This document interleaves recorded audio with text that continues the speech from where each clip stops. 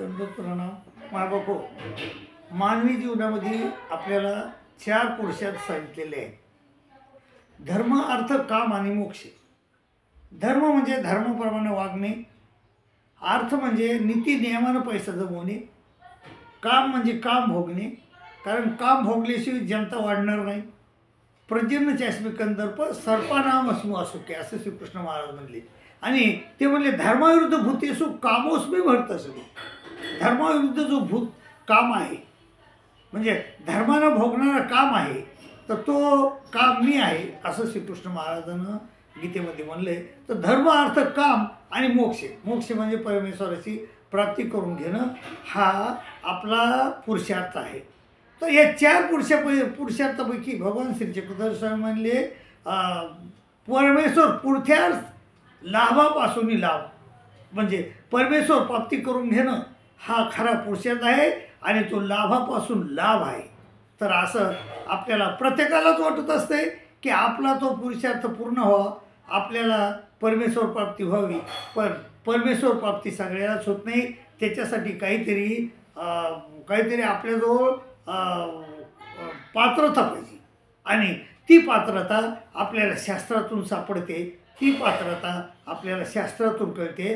तर ती पात्रता श्रीकृष्ण महाराजांना अर्जुनाला ज्ञान देते वेळेस ती पात्रता सांगितली.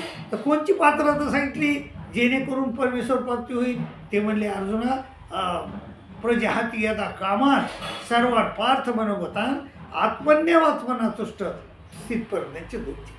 तर जो माणूस मनातील सर्व कामनाचा त्याग करतो, सर्व कामनाचा त्याग, तरच त्याला परमेश्वर प्राप्ती होती.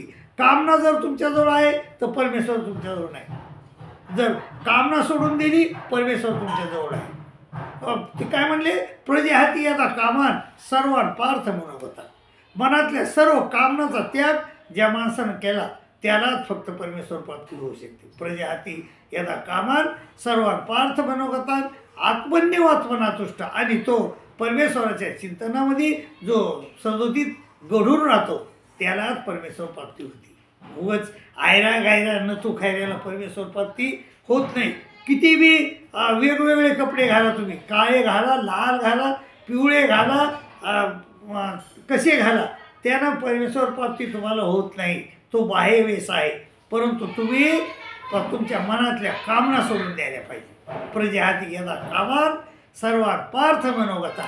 आणि परमेश्वराच्या चिंतनात तुम्ही सदोदित प्रयत्नशील राहिले पाहिजे. परमेश्वराच्या चिंतनात तुम्ही सदोदित म्हणजे घडून राहिले पाहिजे, तरच परमेश्वर प्राप्ती होऊ शकते. दुसरी गोष्ट ते म्हणले दुःखे सोनं दिग्न म्हणा सुखे शिवगत स्पृहा. सुखदुःख हे सुखदुःख समेकृत्वा लाभा लाभ जय, असं श्रीकृष्ण महाराजांनी सांगितलं. सुख दुःख समान माना. तर सुख आलं काय, दुःख आलं काय.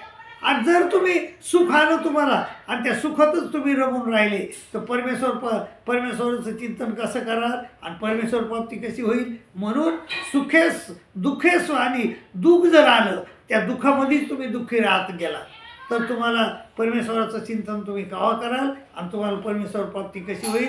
म्हणून दुःखेसो दुःख म्हणा सुखेसो होत स्पृहा. दुःखानं दुःखी व्हायचं नाही. जो दुःखानं दुःखी होत नाही, सुखानं सुखी होत नाही. वित राग भय, ज्यानं वित म्हणजे सोडून दिले. काय दिलं सोडून? राग. राग म्हणजे राग नाही, राग म्हणजे आवड, कोणत्याही प्रकार आसक्ती. वित राग भय, भय सोडून दिलं, क्रोध सोडून दिला. वित राग भय क्रोधा स्थित धीर मुनी. त्या माणसाला, त्या मुनीला परमेश्वराची प्राप्ती होती, नाहीतर प्राप्ती होतच नाही माय बापू. त्यामुळं आपण हे ना दुःखात दुःखी व्हायचं नाही, सुखात सुखी व्हायचे नाही. दुःखेसो न दुःखने म्हणा सुखेसो विगत स्पृहा. वित राग भय क्रोध.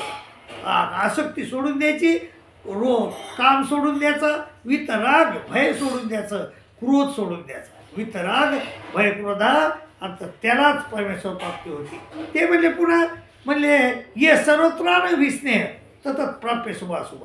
जो आता जगामध्ये अनेक गोष्टी येतात. आपलं पुण्याला बंगला आहे, त्याच्याबद्दल आसक्ती नसावं आपल्याला, त्याच्याबद्दल स्नेह नसावा.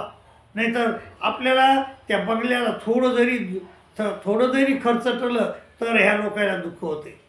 आपल्या शेतात शेत आहे तुम्हाला, तर शेतामध्ये तुमच्या झाडं आहेत, झाडाचा एक जरी पाला तोडला कोणी तर दुःख होते. त्याच्यामुळे स्नेह नको, हे सर्वत्रान बी स्नेह, कोण्या नातेवाईबद्दल बी स्नेह नको, हे सर्वत्रान बी स्नेह ततत प्राप्य शुभाशुभ. आणि त्याला शुभ अशुभ जरी प्राप्त झालं तरी तुम्हाला दुःख झालं न पाहिजे. कोणी तुमच्या नात्यातलं वारलं बी तर दुःख नाही व्हायला पाहिजे. अरे वारणं ही सहज गोष्ट आहे. जो काय म्हणले ते जातशी ध्रुव मृत्यू ध्रुवम जन्म मृत्यशीचे, जो मेला त्याचा जन्म निश्चित आहे आणि जो जन्माला त्याचा मरण निश्चित आहे. मग ह्या घडणाऱ्या गोष्टी येतात, ह्या अटल गोष्टी आहेत, याच्याबद्दल दुःख मानणं आणि त्या दुःखात आपण रमून राहणं म्हणजे परमेश्वर प्राप्तीच्या लांब जाणं आहे. परमेश्वर प्राप्ती जर करायची असं तर कोणाबद्दलही दुःख मानायचं नाही. दुःखेसो न दुग्न मारा आणि सुखेसो उगत स्पृहा. आणि पुन्हा हे सर्वत्रान बिसते ततत प्राप्य शुभाशुभ. कोणची बी गोष्ट प्राप्त झाली काय न प्राप्त झाली काय तरी बी सारखंच राहिलं पाहिजे. आणि परमेश्वराच्या चिंतनाला मात्र तिथून मात्र परमेश्वर चिंतन मात्र सोडलं पाहिजे. हे सर्वत्रान बिसते ततत प्राप्य शुभाशुभम ना विनंदती न दृष्टी. तर आणि कोणाबद्दल प्रेम ठेवायचं नाही आणि कोणाचाही द्वेष करायचा नाही.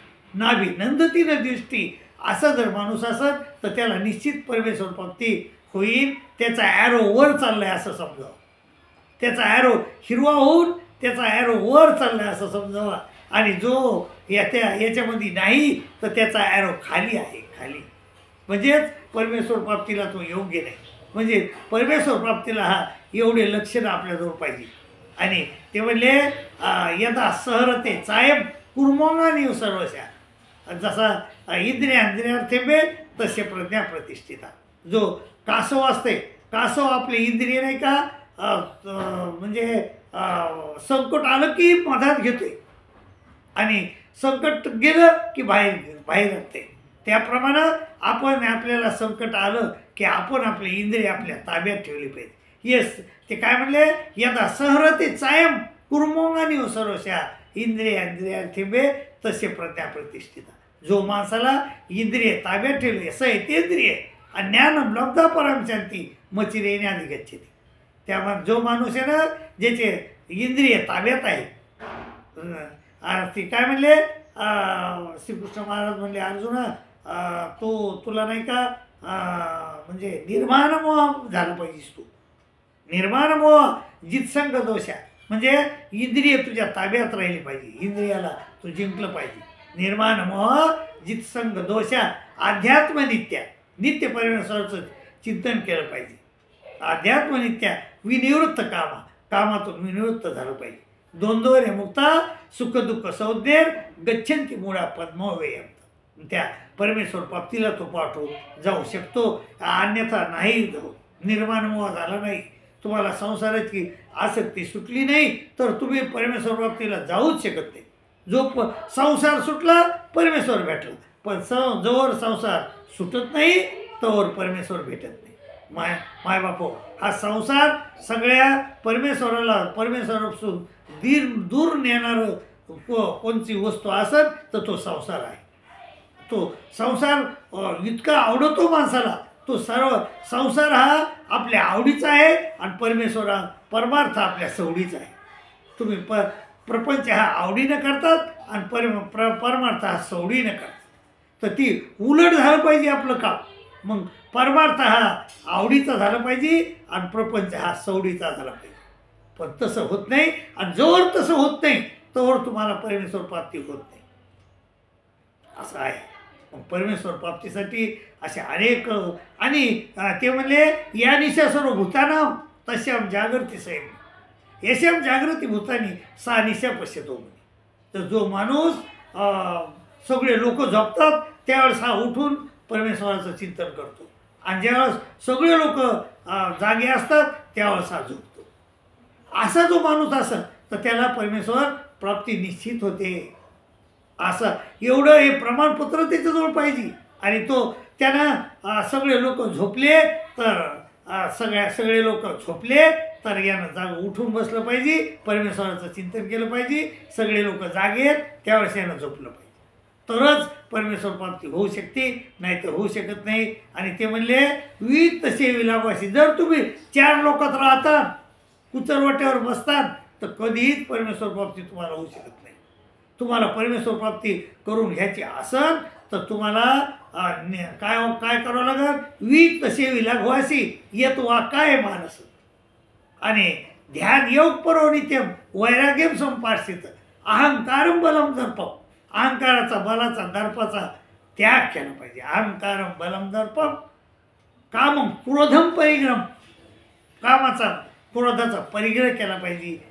विमुच्य निर्मोह शांतो ब्रह्मभुवाय कल्पते. आणि असा जर झालेला माणूस असेल, एवढे जर त्याच्यावर प्रमाणपत्र असते, योग्यता असत्यात, तर तो परमेश्वर प्राप्तीला निश्चित प्राप्त होतो जातो.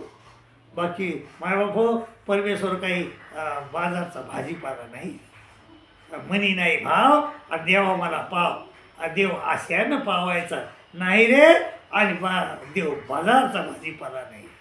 मायबापो, असे तुमच्याजवळ एवढे प्रमाणपत्र पाहिजे, एवढ्या योग्यता पाहिजे, तर एवढ्या योग्यता जर असत्या तर तुम्हाला सहज परमेश्वर प्राप्ती होऊ शकते. पण जर योग्यता नाही तुमच्याजवळ तर तुम्हाला कधीही परमेश्वर प्राप्ती होऊ शकत नाही, असं श्रीकृष्ण महाराजाचं मत आहे. म्हणून मायबापो, त्या याच्यामध्ये बसा, पात्रतेमध्ये या, आणि पात्रता प्राप्त करा, आणि परमेश्वर प्राप्त करा, आणि ह्या नश्वर संसारातून, ह्या दुःखातून, कामामधून सुटून जा, असं मी तुम्हाला विनंती करतो. आणि दुसरी एक विनंती करतो, आपला हा जो देवल ऑफिशियल ग्रुप आहे, ह्या ग्रुप हा गीता ग्रुप आहे, तर ह्या गीता ग्रुपला सहाय्य करा, आणि म्हणजे निर्व्याज प्रेम, तुम्ही गीतेचं निर्व्याज प्रेम, श्रीकृष्ण महाराजांचे निर्व्याज प्रेम तुम्ही तुमच्या पदरात पाडून घ्या, अशी विनंती करतो. आणि इथंच थांबतो. दंडोत प्रणाम, दंडोत प्रणाम, दंडोत.